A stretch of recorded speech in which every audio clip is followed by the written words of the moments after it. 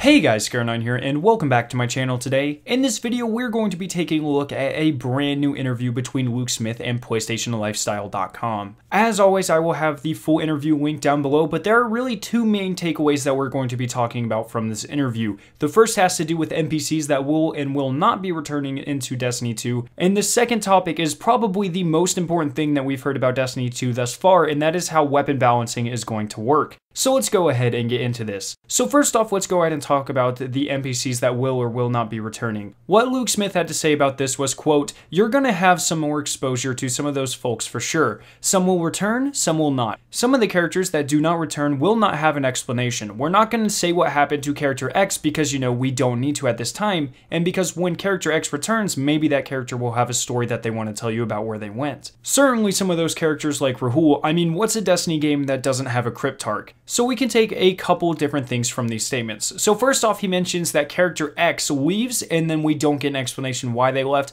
More than likely that's talking about Eris Morn. With the Age of Triumph, we got a brand new Grimoire card that said that she's leaving the tower before the oncoming storm, but we don't know where she went. More than likely, Luke is planning for her to return sometime within the life cycle of Destiny 2, and this is what he's talking about. Whenever she gets back, she'll have some type of crazy adventure to tell us about, and when she returns, she will let us know about the next big bad guy threatening the Destiny universe. And the second main thing we can get from this statement is that Master Rahool will not be dying in the downfall of the tower, which is good because it means we will probably have a chance to kill him ourselves.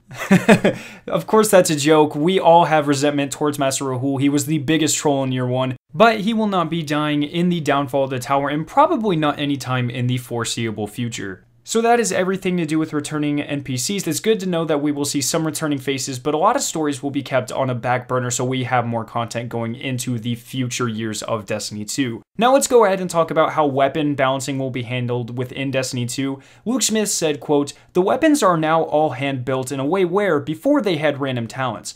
We can now look at an entire archetype like hand cannons, and then because the weapons are all hand-built, we can take a given hand cannon and say, let's change this one hand cannon rather than let's pave this entire archetype." So this might be a little bit confusing to some of you guys who don't really know how this type of game development works. From my understanding, this means that a lot of the weapons within Destiny 1 were randomly generated. Their stats and that kind of stuff were randomly put on a gun that already had a skin, and that became, say, the palindrome. Well, now in Destiny 2, Luke Smith has revealed that every single weapon in the game has been hand-built. So this means every single data value and everything for every gun in the game has been previously selected to make that gun more balanced. So initially, the entire meta should be more balanced, and in addition, just in case it's not, in case there's one or two weapons that stand out above the rest, it will be very, very easy for them to go in and change values on those specific weapons alone. I think the best example of this would be the Clever Dragon from right after the Rise of Iron launched.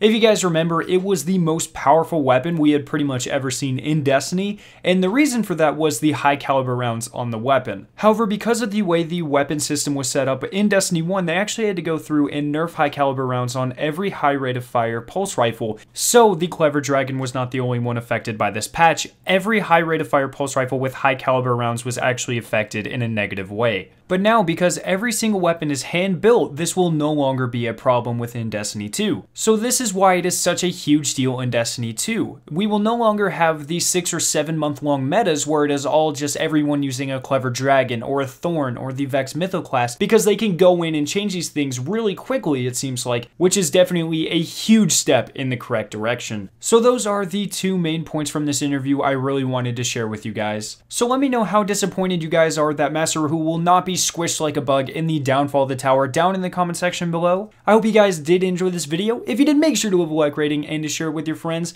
If you are interested in watching either of the two videos on screen, you can click their respective annotations to be taken to them. If you are brand new to my channel, make sure to hit the giant version of my logo to be subscribed for more awesome Destiny 2 videos and live streams. Thank you guys so much for watching today, and I will see you in my next video.